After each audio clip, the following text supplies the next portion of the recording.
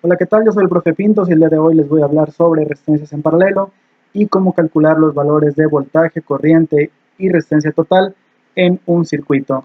Primero vamos a recordar brevemente la ley de Ohm. La ley de Ohm nos dice que hay una relación entre voltaje, resistencia y corriente y que para calcular cualquiera de esos tres elementos necesitamos conocer el valor de los otros dos. Por lo tanto, si yo quiero calcular voltaje es resistencia por corriente, lo que voy a multiplicar. Si quiero calcular la resistencia, voy a dividir voltaje entre intensidad de corriente. Y finalmente, si quiero calcular corriente, voy a dividir voltaje entre la resistencia. Dicho esto, tenemos que considerar también que para el caso de resistencia en paralelo, el voltaje se va a mantener, por lo que va a ser el mismo voltaje en cualquier elemento del circuito. Asimismo, vamos a considerar que la corriente se va a dividir y por lo tanto, la suma de las corrientes individuales, es decir, la corriente en cada uno de los elementos, va a ser la corriente total. Vamos a ver esto con un ejemplo. Determinar la corriente y el voltaje que pasa por cada elemento del siguiente circuito. Tenemos un circuito con 4 resistencias en paralelo, una de 300, una de 450, una de 810 y una de 490 ohms. Todo esto alimentado por una fuente de voltaje de 12 voltios. Bueno, primero yo les recomiendo nuevamente que, como ven en la esquina inferior derecha de su pantalla, hagan una tabla donde pongan los valores conocidos de resistencia y voltaje y añadan una columna para la corriente o pongan los valores que sean que ustedes conozcan. También es importante tener cerca el circuito que vamos a calcular para no perder detalle de él. Ya que tenemos esta tablita con los valores conocidos, vamos a pasar a solucionarlo. Primero vamos a calcular la resistencia total o la resistencia equivalente del circuito.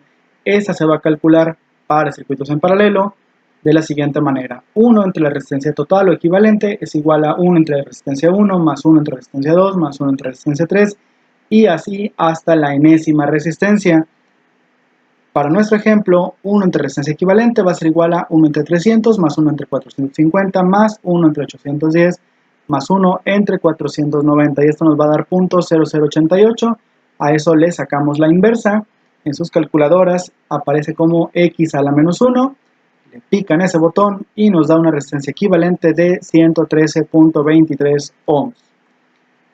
Después vamos a determinar la corriente que pasa por el circuito, es decir, la corriente equivalente o la corriente total, que en este caso va a ser el voltaje del circuito, que son 12 volts, entre la resistencia equivalente, que son 113, que la acabamos de calcular, y eso nos va a dar una resistencia de .10597 amperes. Si lo vemos en miliamperes, son 105.971, y eso lo anotamos en nuestra tablita, tanto el valor de la resistencia equivalente como el de la corriente. Ya que tenemos estos valores, pasamos a anotar el valor de voltaje en cada uno de los elementos, porque el voltaje, como dije al principio, es el mismo en cada uno de ellos. Entonces 12 volts van a pasar por cada una de las resistencias y lo que va a variar es la corriente.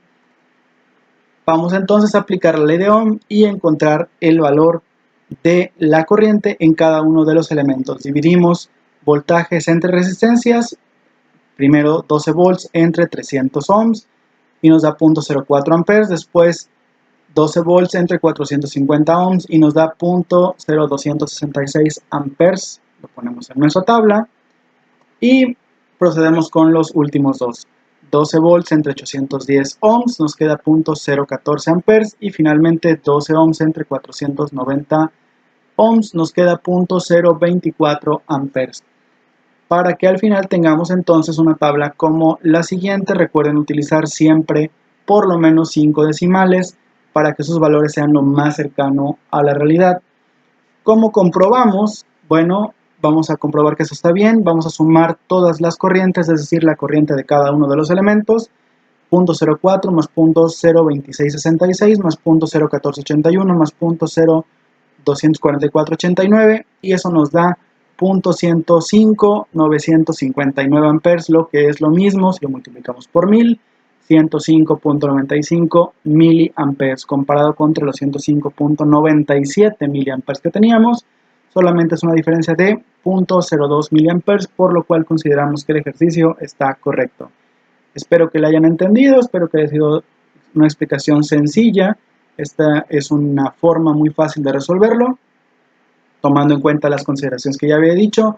Y recuerden, si les gustó, denle like, suscríbanse al canal y nos vemos en la siguiente clase. Adiós.